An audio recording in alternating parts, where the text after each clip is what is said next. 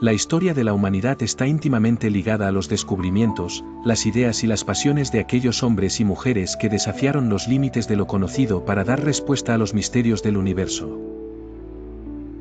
Este relato sigue las huellas de los científicos más importantes y sus asombrosos aportes, formando una travesía por múltiples eras, culturas y disciplinas. En la antigua Grecia, la figura de Aristóteles, observador tenaz de la naturaleza, fundó las bases de la lógica y la biología. Sus reflexiones sobre el mundo vivo sentaron cimientos duraderos. No lejos de allí, Arquímedes destacó por su genialidad y su famosa exclamación Eureka, al descubrir el principio de la flotación, demostrando cómo la ciencia podía aplicarse para resolver problemas prácticos. En el siglo XVI, en Europa, Nicolás Copérnico inició una revolución sin pólvora, colocó al Sol, y no a la Tierra, en el centro del sistema planetario, desafiando siglos de pensamiento. Más adelante, Galileo Galilei, con su telescopio, contempló montañas en la Luna y lunas en Júpiter, enfrentándose a la Iglesia y proclamando que el conocimiento depende de la observación y la evidencia. Mientras, en Inglaterra, Isaac Newton tejía las leyes que gobiernan el universo con su Principia Mathematica, donde la gravedad unificó la física terrestre y celeste. Newton no solo legó ecuaciones, sino también la idea de un mundo gobernado por leyes universales. Ya en el siglo XIX, Charles Darwin, tras su viaje a las Islas Galápagos, presentó la teoría de la evolución por selección natural, transformando para siempre nuestra visión de los seres vivos y de nosotros mismos. Por su parte, en Alemania, Marie Curie, incansable investigadora, aisló dos nuevos elementos, el radio y el polonio, y se convirtió en la primera persona en ganar 2 premios Nobel en áreas distintas. Albert Einstein, personaje central del siglo XX, sacudió los cimientos de la física con la teoría de la relatividad, proponiendo que espacio y tiempo no eran absolutos, sino relativos a quien los observa. Su icónica ecuación E igual a mc acento circunflejo 2 cambió para siempre la comprensión de la energía y la materia. En el laboratorio de Cambridge, Rosalind Franklin capturó la famosa imagen 51, revelando la estructura de doble hélice del ADN, aunque el reconocimiento oficial llegó a Watson y Crick, su legado permanece en cada célula, en cada ser vivo. No podemos olvidar a figuras como Nikola Tesla, inventor brillante y excéntrico, cuya visión eléctrica adelantó el mundo moderno, ni a Stephen Hawking, quien desafió la adversidad física para desentrañar los secretos de los agujeros negros y el origen del cosmos. Las ciencias nunca han pertenecido a una sola civilización ni género. En el mundo islámico, Insina, Navicena y Al-Khwarizmi sentaron bases en medicina y matemáticas, legándonos el álgebra y tratados médicos que durante siglos iluminaron Oriente y Occidente. En la antigua ciudad de Estagira, bajo el sol dorado de la Grecia clásica, nació un niño cuyos ojos curiosos jamás se conformaron con las respuestas fáciles. Su nombre era Aristóteles, y aquel fuego por comprender la realidad lo llevaría a convertirse en uno de los científicos y pensadores más grandes de todos los tiempos. Una brisa suave se cuela entre las columnas del Liceo de Atenas, donde Aristóteles enseña rodeado de discípulos. Allí no solo se enseña, se dialoga. Aristóteles observa el ir y venir de las aves, analiza el crecimiento de los árboles y al caer la tarde, pregunta a sus alumnos por qué la sombra de una rama no es siempre igual. Su método es sencillo y revolucionario: preguntar, observar, experimentar. No hay detalle que escape a su atención. Cuando camina por las colinas griegas, estudia el vuelo de los pájaros, el comportamiento de los peces en el agua o los hábitos de los insectos. Sus anotaciones llenan papeles y papiros, descripciones minuciosas de todo ser vivo que encuentra. Así, Aristóteles crea una de las primeras y más completas clasificaciones biológicas de la antigüedad, dividiendo los animales en los que tienen sangre, como los humanos y los leones, y los que no la tienen, como insectos o moluscos. Las escenas se multiplican: Aristóteles de noche, a la luz de una lámpara de aceite, diseccionando peces para contar sus branquias, comparando el tamaño de los corazones, los huesos, la disposición de los órganos. Aplica siempre la razón, pero nunca deja de lado la experiencia. Para él, la naturaleza es un libro abierto, pero solo revela sus secretos a quien la observa sin prejuicios. Una tarde, un discípulo joven se le acerca con una flor. «Maestro», pregunta, «¿por qué algunas plantas florecen de día y otras de noche?». Aristóteles responde con paciencia: primero, observamos. Después, clasificamos. Preguntamos y respondemos, basados en lo que la naturaleza nos muestra.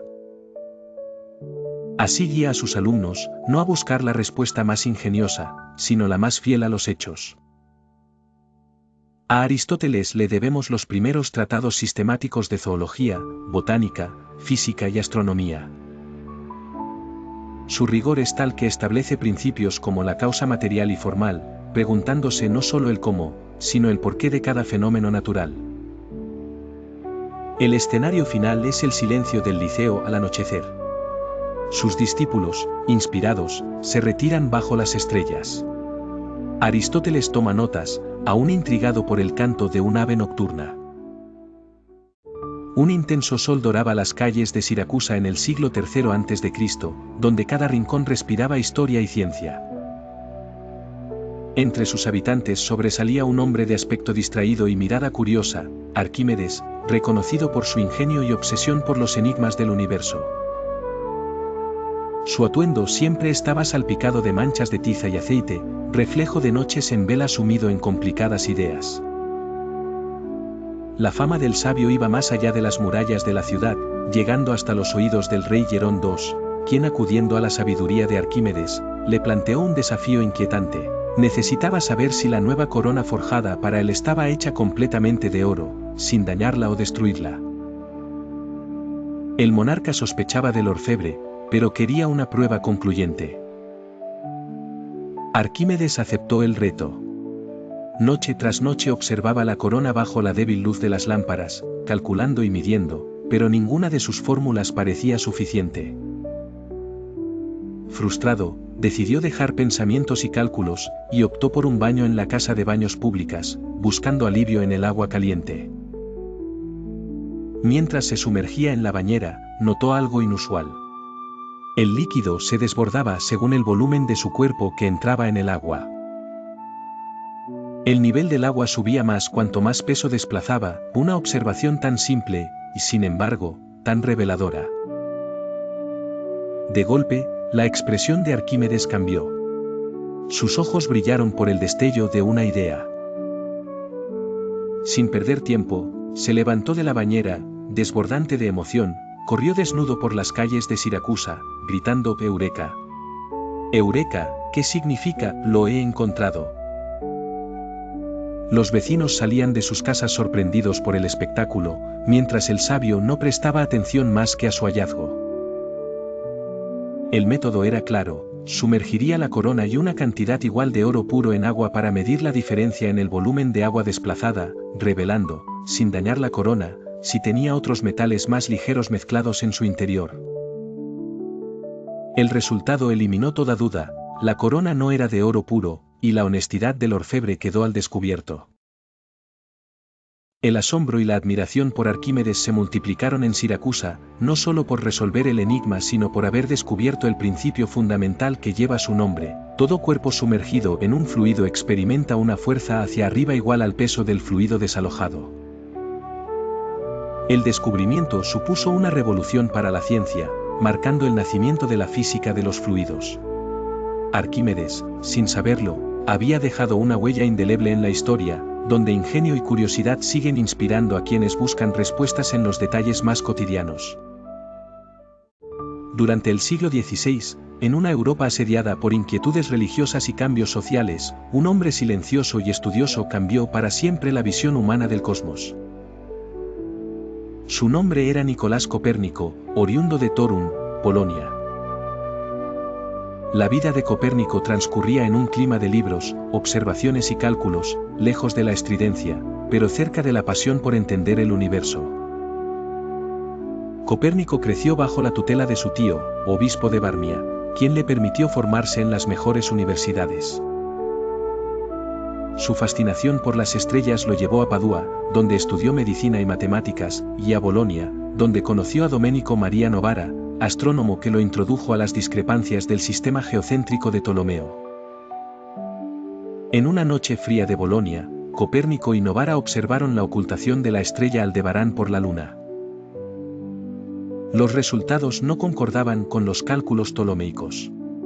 Nicolás empezó a preguntarse si la Tierra realmente era el centro del universo, como dictaba la tradición. Tras regresar a Polonia, Copérnico recibió el cargo de canónigo en Frombork, donde dispuso de tiempo y recursos para escribir y observar el cielo. En la torre de su residencia, atendía las tareas clericales de día y de noche escrutaba los astros, elaborando complejos diagramas y notas. Durante años, Copérnico meditó sobre el movimiento de los planetas, las irregularidades de sus trayectorias y lo que parecía el retroceso de Marte, Júpiter y Saturno. Sus cálculos, precisos pero laboriosos, lo llevaron a una idea inquietante: tal vez era la Tierra la que giraba alrededor del Sol, y no al revés. Este modelo helocéntrico chocaba con la ortodoxia religiosa y científica. Copérnico, cauteloso y reservado, solo mostró sus ideas a sus amigos más íntimos, quienes lo animaron a difundirlas. Así, en 1514, redactó un pequeño manuscrito, conocido como el Commentariolus, donde exponía la idea revolucionaria: el Sol estaba en el centro del universo y la Tierra, junto con otros planetas, giraba alrededor de él. El Commentariolus circuló entre académicos selectos y despertó polémica y incredulidad. Muchos lo rechazaron, otros lo consideraron curiosidad matemática. Copérnico continuó perfeccionando sus cálculos, redactando lo que sería su obra principal, De Revolutionibus Orbium Coelestium. Pasaron décadas antes de que Copérnico decidiera publicar su largo tratado. El temor a la reacción eclesiástica lo hizo retrasar la publicación hasta el final de su vida. El astrónomo Georg Joachim Rheticus, admirador de Copérnico, se encargó de llevar el manuscrito hasta la imprenta de Nuremberg. Cuando la neblina matutina se levantaba sobre Pisa, un joven Galileo Galilei, curioso y obstinado, paseaba por el claustro de la catedral, observando el vaivén de una lámpara. Aquel simple movimiento lo llevó a cuestionar cómo se movía el mundo y por qué las cosas caían como caían. Así nació en él una inquietud que marcaría la historia de la ciencia para siempre. En el laboratorio improvisado de su hogar, Galileo experimentaba incansablemente. Construyó rampas de madera, sobre las cuales hacía rodar esferas de distintos pesos y materiales. Poco a poco, descubrió que, contrario a lo que Aristóteles había proclamado durante siglos, los cuerpos caían al suelo a la misma velocidad si la resistencia del aire no interfería. El joven italiano se atrevía, con entusiasmo y asombro, a desafiar las ideas heredadas. Años después, en Padua, Galileo impartía clases y sorbía ideas, rodeado de estudiantes fascinados y escépticos por igual. Su fama crecía, y los rumores sobre la llegada de un extraño artefacto del norte, un pequeño tubo para ver de lejos, tocaron a su puerta. Restando importancia a las burlas de sus detractores, Galileo perfeccionó el primer telescopio italiano. Cuando el crepúsculo tiñó el cielo sobre Venecia, Galileo dirigió su telescopio hacia la luna. Se mostró maravillado ante sus estudiantes cuando reveló que no era una esfera lisa y perfecta, sino un cuerpo lleno de montañas y cráteres. Al siguiente mes, exploró el resplandor de Júpiter y descubrió 4 estrellas vagabundas girando a su alrededor. Hoy, los conocemos como los satélites galileanos, y con acento O, Europa, Ganimedes y Calisto. El asombro creció a la par de su osadía. Sus escritos sobre las fases de Venus demostraron que el planeta giraba alrededor del Sol, no de la Tierra. La tensión con los sabios de la época no tardó en manifestarse. La Iglesia, guardiana de las verdades inmutables, veía con recelo las conclusiones de Galileo. Pero Galileo no se detuvo. Trazó mapas de las manchas solares, midió el tiempo con relojes de agua y diseñó experimentos sobre la caída libre y el movimiento pendular. En el silencio de un verano inglés del siglo XVII, Isaac Newton, un joven estudiante de la Universidad de Cambridge, halló refugio en la finca de su madre en Woolsthorpe debido a una terrible epidemia que asolaba la ciudad. Era 1666, el año que muchos llamarían más tarde el Annus Mirabilis de Newton. Aquel lugar campestre contrastaba intensamente con los salones oscuros de Cambridge, pero Newton llevaba consigo una mente curiosa e inquieta. Al pasear, observaba cómo el sol recorría el cielo y las manzanas maduraban en los árboles frutales. Dormía poco, preguntándose por qué las cosas caían siempre hacia el suelo. Una tarde, Newton se hallaba sentado bajo la sombra de un manzano. El aire era suave y una manzana, madura y tentadora, se desprendió silenciosamente de la rama y cayó con un golpe seco junto a él. Newton, absorto en sus pensamientos, fijó la vista en el fruto. ¿Por qué había caído justo hacia la tierra y no hacia arriba o de lado?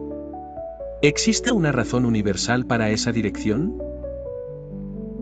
Inspirado, Newton comenzó a formular preguntas más profundas. Imaginó la Tierra tirando de la manzana y se preguntó si podía existir una fuerza oculta que actuara no solo sobre las manzanas, sino sobre la Luna, los planetas y todas las cosas del universo. Los días siguientes los pasó en soledad, probando ideas con cuerdas, piedras y objetos de la finca, y desarrolló experimentos mentales de una precisión extraordinaria. Recordó lo aprendido sobre Kepler y Galileo, y en su mente apareció la imagen de la Luna, girando alrededor de la Tierra, sin caer sobre ella. ¿No estaría también la Luna, de algún modo, cayendo eternamente, pero siendo sostenida por su movimiento? Durante meses, Newton trabajó sin descanso en su pequeña habitación, llena de papeles y cálculos. Trazó las órbitas de planetas y proyectiles, hasta hallar la ecuación que cambiaría para siempre la comprensión del universo, la ley de la gravitación universal. Una simple formulación: todos los cuerpos del universo se atraen entre sí con una fuerza que es proporcional a la masa de cada uno e inversamente proporcional al cuadrado de la distancia que los separa. Cierto día, cuando los cielos ya habían aclarado y la plaga había cedido, Newton regresó a la universidad. Presentó sus descubrimientos ante los académicos, quienes al principio dudaron de sus afirmaciones, considerando las imaginaciones de un joven aislado. Pero con el tiempo, Newton demostró, con sus cálculos y predicciones, que esa fuerza invisible explicaba el movimiento de los planetas, la caída de los cuerpos y hasta las mareas del mar. Su ley se hizo famosa, y aunque la imagen de la manzana cayendo ha adornado la historia por generaciones, lo verdadero fue la perseverancia de un joven cuya curiosidad llevó a la humanidad a comprender que nuestro mundo y el universo entero están tejidos por hilos invisibles de fuerza y atracción. En la pequeña ciudad inglesa de Shrewsbury, un joven llamado Charles Darwin crece rodeado de la naturaleza, fascinado por los insectos y los jardines de su familia. La curiosidad y sus lecturas infantiles despiertan en él un deseo por entender el mundo que lo rodea, apartándolo de la rígida rutina escolar y un posible futuro como médico. La insistencia de su padre lo lleva a estudiar teología en Cambridge, donde conoce a botánicos y científicos que marcan su rumbo. El giro crucial ocurre cuando Darwin recibe la invitación para embarcarse en el HMS Beagle como naturalista. El capitán Fitzroy busca un acompañante inteligente para el largo viaje de exploración. Darwin, inseguro pero emocionado, acepta. Así inicia una travesía de 5 años alrededor del mundo. La escena es abrupta, el Beagle cruza mares agitados, Darwin sufre mal de mar, pero las costas desconocidas lo esperan. En Brasil, observa la exuberancia de la selva tropical. En la Patagonia, se maravilla ante los fósiles de animales gigantes. Cada descubrimiento lo conduce a preguntas nuevas: ¿por qué existen semejanzas entre especies distantes? ¿Por qué los fósiles muestran seres que ya no existen? El Beagle llega finalmente a las Islas Galápagos. Darwin explora cada isla, recolecta muestras de pájaros, tortugas y plantas. Nota diferencias marcadas entre los pinzones de cada isla, en sus picos y formas. Se pregunta si estas variaciones pueden deberse a la adaptación al entorno específico de cada isla. En escenas de regreso a Inglaterra, Darwin se encuentra rodeado de montañas de cuadernos, muestras y cartas. Durante años medita, compara, dibuja y conversa con expertos. Elabora su teoría: las especies no son fijas, evolucionan a través de un proceso gradual de selección natural. La publicación de El origen de las especies despierta fervor y escándalo. Representado en el Salón de la Royal Society, Darwin expone sus ideas a otros científicos. En una fría mañana de 1896 en París, Marie Curie se despertó con el sonido de la ciudad. Era una joven polaca, inteligente y decidida, que se había mudado a Francia para estudiar en la Universidad de la Sorbona. Allí conoció a Pierre Curie, un científico apasionado por la física, con quien compartiría no solo su vida, sino su destino. Marie, de mente inquisitiva y perseverante, estaba fascinada por el reciente descubrimiento del físico Henri Becquerel, quien había observado que ciertas sales de uranio emitían rayos misteriosos. Intrigada, decidió investigar más a fondo. En el laboratorio, rodeada de frascos polvorientos y rudimentarios aparatos, comenzó a experimentar con diferentes minerales, buscando el origen y la naturaleza de esa radiación invisible. Su dedicación era tal que pasaba horas analizando minuciosamente muestras, anotando cada resultado y comparación. Pierre, intrigado por la energía y pasión de Marie, pronto se unió a su búsqueda. Juntos, trabajaron en un pequeño y humilde cobertizo, que se convertiría en el epicentro de uno de los mayores avances científicos del siglo XX. Marie acuñó el término radiactividad para describir el fenómeno que estaban observando, una propiedad fundamental de ciertos elementos. Su trabajo la llevó a concentrar los minerales y descubrir que el uranio no era el único responsable de esta radiación. Sus análisis sugirieron la existencia de otro elemento aún más potente. El suspenso crecía. ¿Lograrían identificarlo? Durante meses, Marie trituró y procesó toneladas de pechblenda, un mineral de uranio. La fatiga era inmensa, pero la esperanza la impulsaba. Finalmente, en 1898, Marie y Pierre anunciaron el hallazgo de un nuevo elemento, al que llamaron polonio, en honor a la patria de Marie. Pero eso solo era el comienzo. En una pequeña ciudad alemana llamada Ulm, a finales del siglo XIX, nació un niño curioso llamado Albert Einstein. Desde pequeño, tenía una mente inquieta y una mirada que parecía ver más allá de lo evidente. Mientras otros niños disfrutaban de juegos simples, Albert pasaba horas contemplando el movimiento de una brújula que su padre le regaló. Se preguntaba por qué la aguja siempre apuntaba al norte, como si estuviera conectada con algo invisible pero poderoso. Durante su juventud, Einstein se sintió frustrado por el sistema escolar tradicional, que favorecía la memorización sobre el pensamiento creativo. Sin embargo, encontró consuelo en la música, tocando el violín, y en los libros de filosofía y matemáticas que devoraba cada noche bajo la débil luz de su lámpara. Más adelante, sus estudios lo llevaron al Politécnico de Zúrich, donde conoció a su futura esposa Mileva Maric. Juntos discutían apasionadamente sobre física teórica e ideas revolucionarias que transformarían el mundo. La vida no fue fácil para Einstein después de graduarse, le costó encontrar trabajo como profesor o investigador. Finalmente, aceptó un empleo en la oficina de patentes de Berna, Suiza, donde revisaba solicitudes que describían inventos nuevos. Este trabajo, aparentemente monótono, le permitió tener tiempo libre para pensar. Fue allí, rodeado de papeles y fórmulas ajenas, donde empezó a gestar sus propias ideas disruptivas. A menudo imaginaba experimentos imposibles. Un día se preguntó, ¿qué pasaría si un hombre pudiera viajar montado en un rayo de luz? Este pensamiento lo llevó a cuestionarse las nociones establecidas sobre el espacio, el tiempo y la velocidad.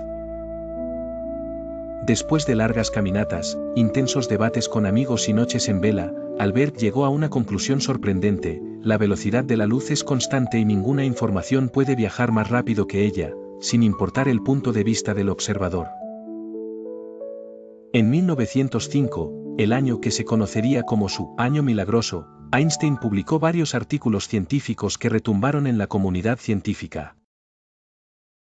El más famoso de ellos proponía la teoría especial de la relatividad. Allí, afirmaba que el espacio y el tiempo no eran absolutos como se pensaba, sino relativos, y que dependían del estado de movimiento del observador. En un laboratorio lleno de tubos de ensayo y murmullos de descubrimiento, una joven científica británica llamada Rosalind Franklin se debatía entre la luz de las lámparas y la oscuridad de los prejuicios. La ciencia, para muchos de sus contemporáneos, era un terreno reservado. Pero Franklin, metódica y precisa, ya destacaba por su rigor inusual. La historia comienza en París, donde Rosalind aprendió las técnicas más modernas de difracción de rayos X, un método innovador para descifrar la estructura íntima de la materia. Allí, experimentó una libertad científica que la impulsó a aceptar un puesto en el King's College de Londres. Donde la atmósfera era distinta, las mujeres trabajaban en plantas separadas y apenas podían entrar al comedor principal. A pesar del entorno adverso, Rosalind abordó el ADN con la pasión de quien intuye que está frente a un enigma fundamental. Decidió perfeccionar la técnica de obtención de imágenes, y tras meses de trabajo, logró la famosa fotografía 51. Esta imagen, etérea y nítida, guardaba el rastro enigmático de una doble hélice. Franklin no se apresuró, sabía que el rigor era esencial y prefería no especular sin suficiente evidencia. Mientras tanto, sus colegas Maurice Wilkins y Raymond Gosling trabajaban en paralelo. En otra parte, en Cambridge, James Watson y Francis Crick recibieron, en una controversia discutida durante décadas, acceso indirecto a la fotografía 51 y a los parámetros cruciales que Franklin había deducido sobre el ADN. Que se trataba de una estructura helicoidal, con las partes hidrofóbicas adentro y las partes hidrofílicas afuera. La tensión en el laboratorio crecía. Rosalind comenzó a darse cuenta de que su trabajo estaba siendo observado de cerca, pero no imaginaba el alcance. Poco después, Watson y Crick anunciaron el hallazgo de la estructura exacta del ADN en 1953, publicándolo junto a un artículo de Franklin y Gosling. Sin embargo, la contribución de Rosalind quedaba relegada, casi anónima, entre notas y agradecimientos tibios. Lejos de elegir el enfrentamiento, Franklin decidió seguir adelante. Se trasladó al Birkbeck College, una vez más, se adelantó a su tiempo estudiando la estructura del virus del mosaico del tabaco y, más tarde, el virus de la polio. En su nuevo laboratorio, era admirada y querida por sus colaboradores, quienes la recordaban como rigurosa, exigente, pero profundamente generosa y ética. Rosalind nunca supo del todo cómo se emplearon sus datos ni cómo influenciaron a Watson y Crick. Falleció en 1958, a los 37 años, por un cáncer ovárico que muchos atribuyen a la radiación sufrida durante sus experimentos. Años después, la historia de su vida salió a la luz como ejemplo de injusticia, pero también como símbolo de perseverancia científica y pasión sin reconocimiento. Hoy, en los pasillos de los laboratorios y en los libros de texto, se menciona el legado de Rosalind Franklin, pionera silenciosa, protagonista sin escenario, la mujer científica cuya mirada a través de rayos invisibles nos permitió vislumbrar los misterios mismos de la vida. Una noche fría en Nueva York, Nikola Tesla estaba solo en su laboratorio, rodeado de relámpagos artificiales, bobinas y aparatos que nadie más comprendía. En el techo, cables colgaban como serpientes mecánicas y el aire vibraba con energía invisible. Tesla observaba el resplandor de la electricidad, su rostro iluminado por la luz azulada de la bobina que acababa de perfeccionar. Desde joven, Tesla había mostrado un talento extraordinario para imaginar máquinas inéditas. En su infancia en Smiljan, soñaba con transmitir electricidad sin cables, y su madre, Milka, lo inspiraba con relatos de inventos domésticos y juegos mentales. cuando estudió ingeniería en Graz, Austria, era común verlo discutir con sus profesores sobre la posibilidad de motorizar el mundo gracias a la corriente alterna. Al llegar a Estados Unidos, Nikola apenas tenía unos centavos, pero una idea grandiosa: la electricidad podía viajar grandes distancias en ambas direcciones, haciendo posible un mundo iluminado sin restricciones. Su personalidad era tan brillante como excéntrica, nunca dormía más de 2 horas, evitaba la compañía de otros por considerar que la concentración era su motor creativo, contaba meticulosamente las baldosas al caminar por la ciudad y era obsesivo con la limpieza. El encuentro con Thomas Edison fue memorable. Edison, defensor acérrimo de la corriente directa, recibió a Tesla como un rival interesado en mejorar sus métodos. Después de una breve colaboración, la tensión aumentó y Tesla decidió trabajar por su cuenta, impulsando la corriente alterna junto con George Westinghouse. La ciudad de Nueva York fue testigo de una batalla eléctrica donde el futuro de la energía estaba en juego. Tesla, con su laboratorio en la calle Houston, provocaba espectáculos de electricidad ante la prensa y la élite de la ciudad. Una tarde, invitó a reporteros a presenciar cómo encendía cientos de luces apenas tocando una varilla metálica. Los murmullos de asombro contrastaban con los intentos de Edison de desacreditar su trabajo, usando animales para demostrar los peligros de la corriente alterna. Pero Tesla insistía: sus inventos eran el camino hacia el progreso. Uno de los momentos más decisivos fue la Exposición de Chicago, en 1893. Tesla y Westinghouse lograron iluminar la Feria Mundial con corriente alterna, dejando claro que el futuro era suyo. En la fría madrugada de Oxford, un 8 de enero de 1942, nació Stephen William Hawking, una vida destinada a cambiar la historia de la ciencia. Era una fecha especial, el aniversario número 300 de la muerte de Galileo Galilei. Sus padres, intelectuales curiosos y austeros, inculcaron en Stephen el amor por el conocimiento y la importancia de la educación, a pesar de las limitaciones materiales. De pequeño, Stephen no parecía destacar académicamente, pero su mirada inquieta y sus preguntas constantes lo apartaban del resto. En la adolescencia, la vida familiar lo llevó a moverse de ciudad en ciudad, pero fue en el St. Albans School donde su mente empezó a brillar. Allí, junto a un selecto grupo de amigos, fundaba clubes de exploración y discutía apasionadamente sobre matemáticas y física, ajeno a la popularidad adolescente.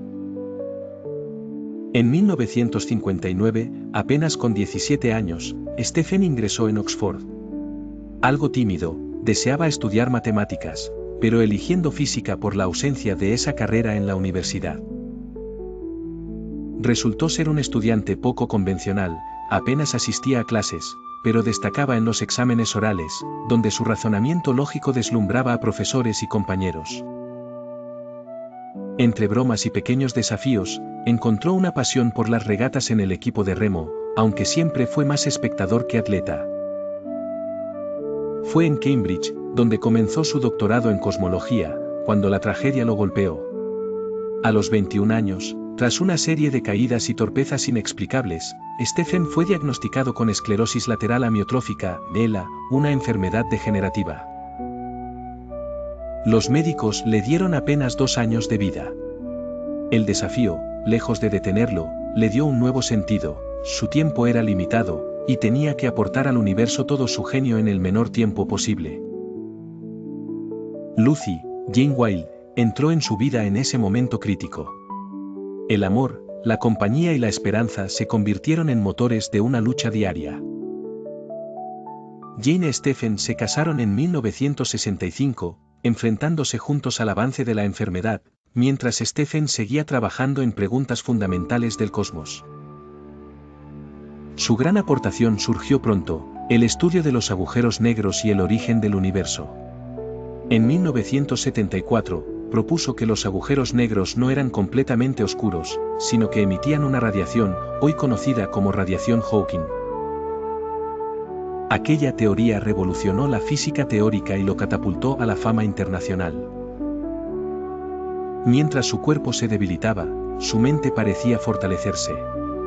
En 1985, sufrió una crisis de salud que le hizo perder la voz, pero nunca perdió las ganas de comunicarse.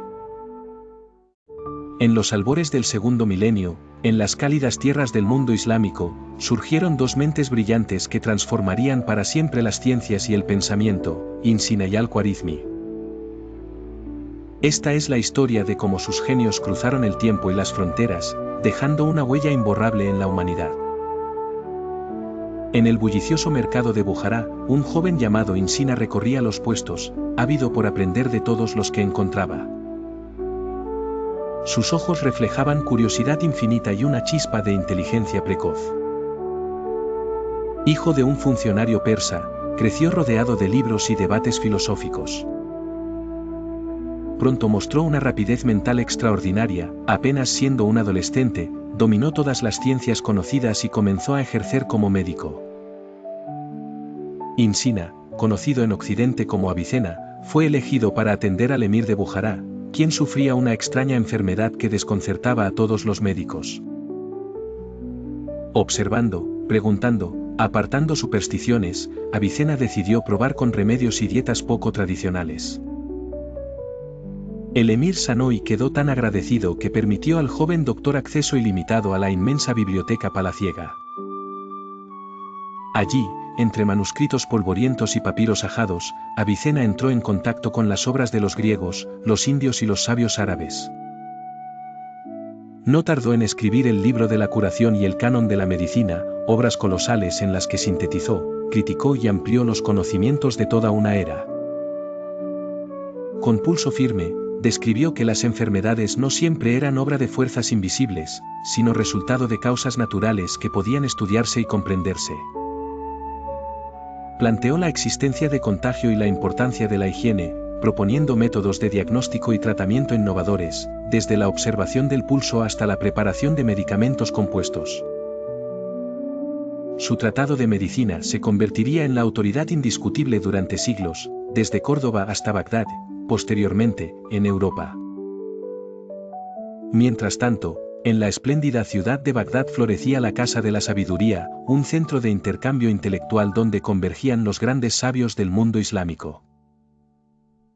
Entre ellos destacaba Muhammad ibn Musa al-Khwarizmi, matemático y astrónomo persa.